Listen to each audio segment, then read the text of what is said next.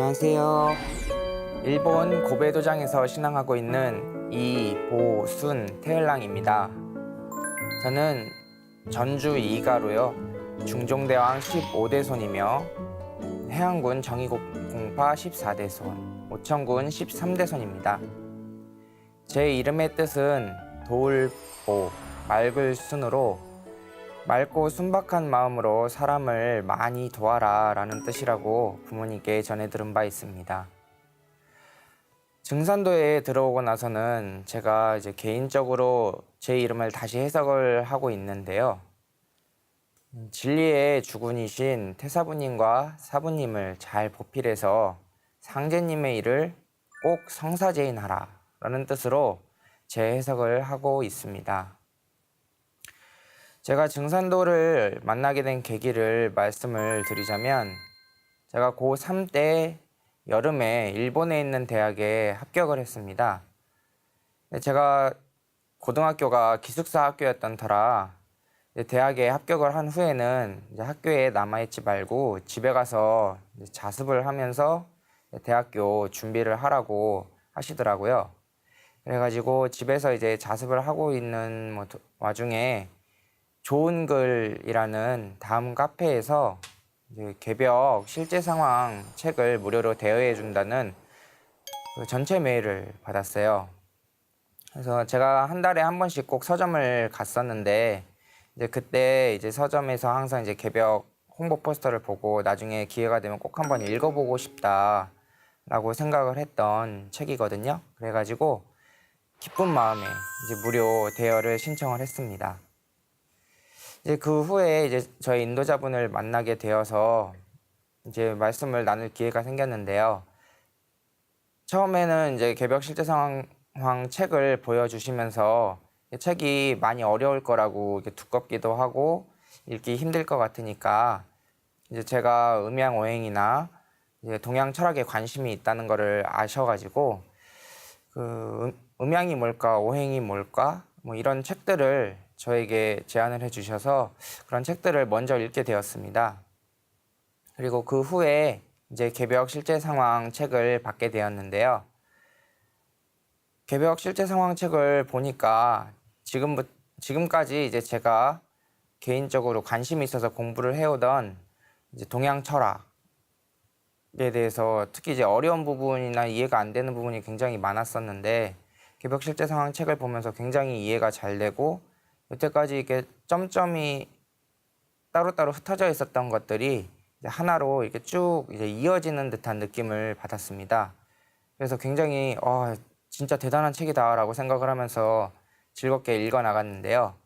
이제 개벽 실제 상황 4장 마지막 부분에 있는 세운이 돌아가는 연표를 이렇게 양쪽 페이지 전체로 해가지고 설명을 한 부분이 있는데 그 연표를 딱 보는 순간 진짜 개벽이 오는구나. 이 개벽이 온다는 게 그냥 단순히 옛날부터 있던 얘기가 아니고 진짜로 진짜 지금 이 시기에 찾아오고 있구나라는 거를 그 감각적으로 깨닫게 되었습니다. 그래서 여기서 정말 공부를 제대로 한번 해봐야겠다. 이것이 참 진리구나. 내가 모르면 정말 큰일 나겠구나라는 생각을 하게 되어서 읽은 후에 이제 도장을 방문을 했습니다. 그래서 같이 인도자분과 이제 팔강법 공부도 하고 도전도 받아가지고 읽고 그다음에 이제 베고베레라든지 21일 정성 수행을 하면서 입도를 하게 되었는데요.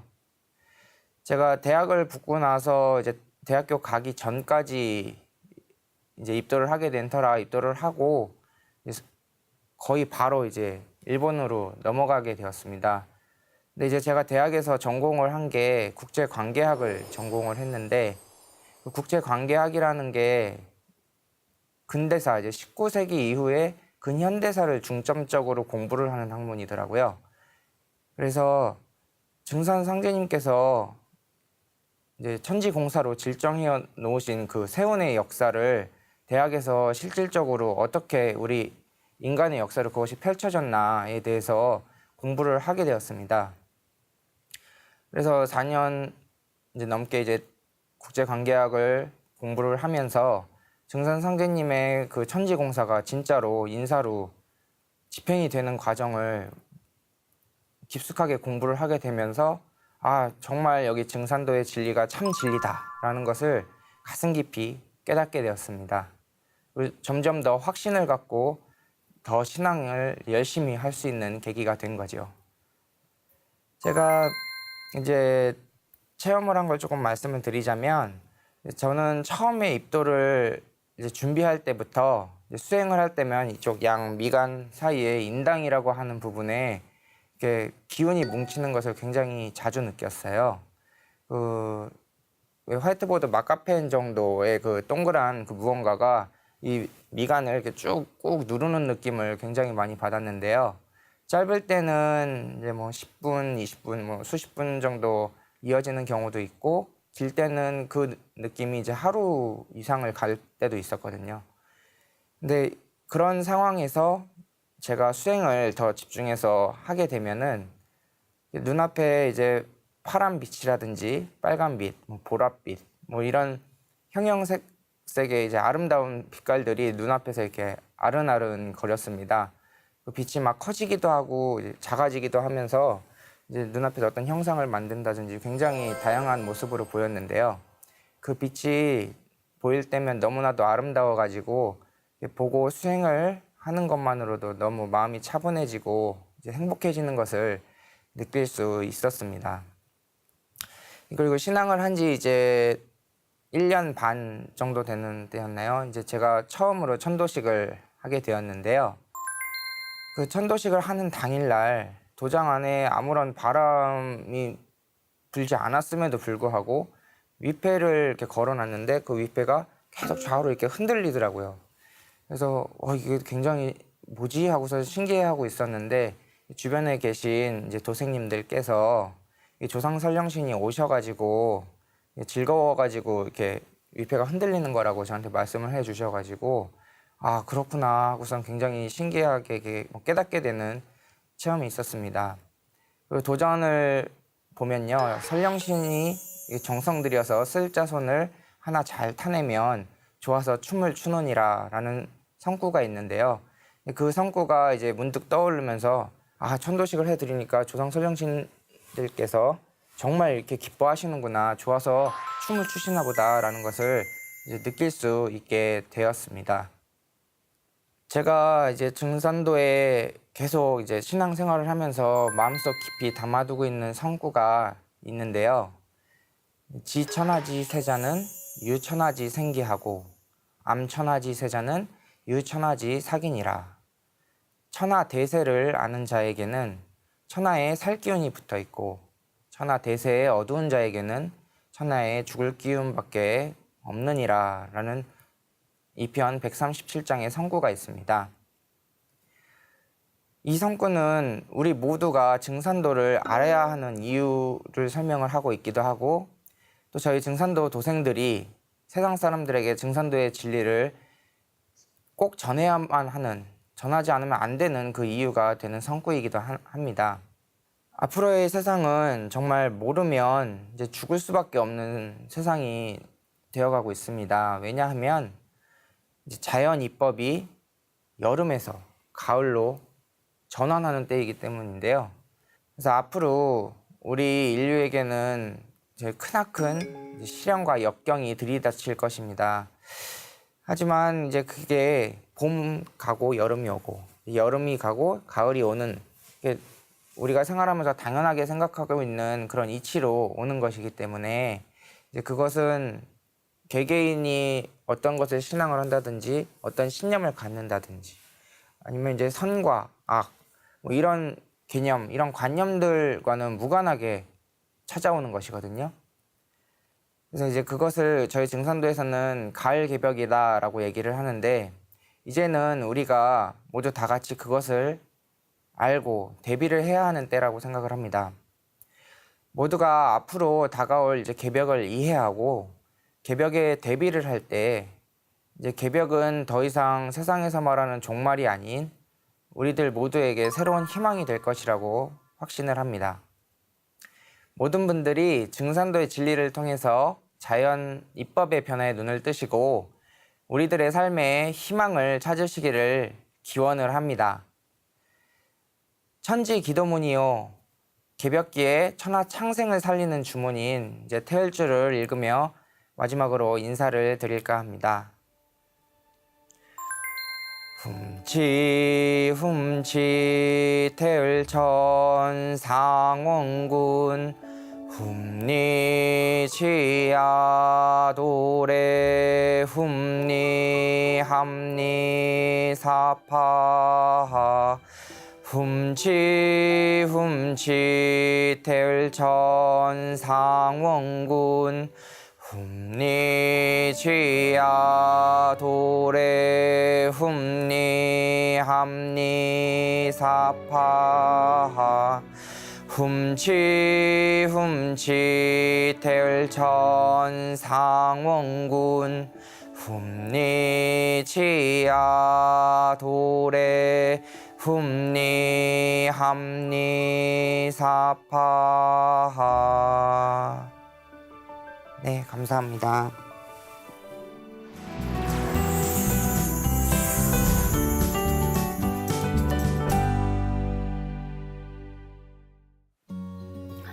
안녕하세요. 부천 도장에서 신앙하고 있는 이선미 태을랑입니다. 제 이름의 뜻은 신선선 아름다울 미자인데요. 도문에 오기 전에는 내가 신선이 되나? 이런 막연한 생각을 가졌었는데 도문에 들어오고 나서 보니까 제 이름이 그 증산도를 만나게 되는 그 뜻이 담겨 있음을 이렇게 알게 되면서 제가 굉장히 기뻤습니다. 그리고 부모님께 이렇게 감사했었습니다. 제가 증산도를 만나게 된 계기는 지금으로부터 한 19년 전 그 35세 되던 해에요. 어느 날 그 병원에 가서 진찰을 받은 적이 있었습니다. 뭔가 이상했던지 그 의사가 그 조직 검사를 해보자고 해서 별 생각 없이 이렇게 하게 되었는데요. 며칠 후에 이제 검사 결과를 듣게 되었는데 저는 그 35년을 살면서 상상을 못했던 이 병마가 나에게 찾아왔습니다. 병명은 암이었습니다. 이런 병은 남의 일이라고만 생각했던 터라서 그 순간 의사한테 얘기를 듣는데 머리가 하얘지고 뭘 해야 될지 모르겠더라고요. 그저 그냥 무섭고 두렵고 모든 것이 이렇게 무너져 내리는 것 같았습니다.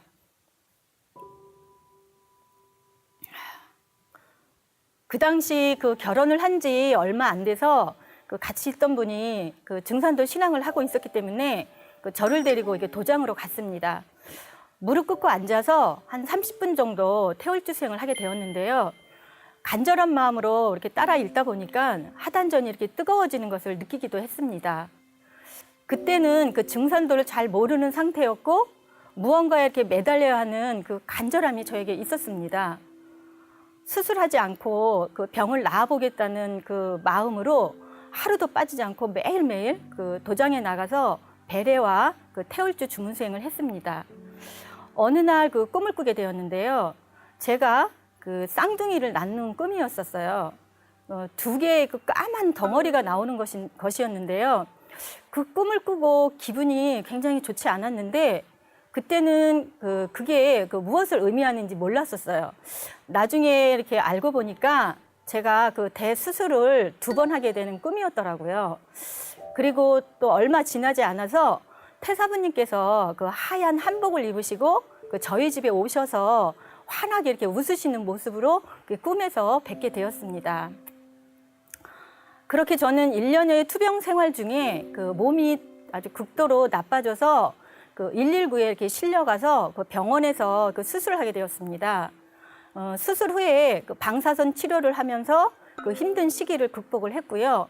그 퇴원 후에 한 달 정도 이렇게 몸을 추스리고 다시 도장에 그 하루도 빠지지 않고 나가서 배례와 그 수행을 하면서 그때부터 적극적으로 도장 일을 하게 되었습니다. 2년 정도 지난 후에 그 암이 재발을 하게 됐어요. 그래서 2차적으로 큰 수술을 하게 됐습니다. 수술은 그 대장 70%를 자르게 됐고요. 그 외에 여러 가지 장기를 1차, 2차 수술을 하면서 그 제 몸에서 이렇게 잘려져 나갔습니다. 수술 후유증으로 저의 몸과 마음이 이렇게 많이 피폐해지고 몸의 기운이 빠져서 거동하기 어려운 상태였습니다. 자, 이 상태에서 제가 다시 이렇게 기운이 살아날 수 있을지, 사람이 살 수 있는 걸까? 자, 이런 생각을 할 정도로 너무 힘이 들었습니다. 몸의 장기를 이렇게 많이 잘라내다 보니까 그러니까 균형이 깨지면서 잠도 이렇게 잘 못 자게 되었습니다. 그렇지만 저는 살아야 한다는 그 오직 한 마음으로 그 모든 시간을 그 천지 일월과 조상님께 매달릴 수밖에 없었습니다. 병원에서도 아침 저녁으로 봉총수를 모셨습니다. 6개월 동안 항암 치료를 받으면서 머리도 다 빠지고 몸이 힘들었지만 그래도 살아야 한다는 그 한 마음으로 기도하고 수행하며 매달렸습니다. 그렇게 수술 회복을 하는 중에 뭔지 모르지만 어떤 기운이 제 마음을 이렇게 파고 들어와서 24시간 견디기 힘들게 이렇게 괴롭혔습니다. 그래서 저보다 신앙을 오래한 도생님에게 그 힘든 하소연을 했더니 매일 1000배례씩 해보라고 이야기를 해주었습니다. 그 말을 들은 그날부터 저는 몸 상태가 좀 힘들었기 때문에 500배례로 시작을 했습니다. 21일을 끝내고 그 이후도 계속 하루도 빠지지 않고 매일 500배례를 하면서 그 마음속으로 이렇게 파고들던 그 기운이 한 달, 2달 지나서 서서히 없어지기 시작했습니다. 그렇게 1년여 정도 되어서 그런 증세가 완전히 없어졌습니다.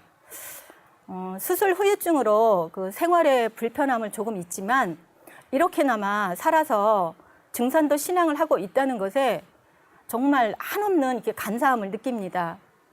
제가 병원에 있을 때 일입니다. 저에게 이렇게 간략한 편지 한 장을 전해주었던 도생님이 있었는데요.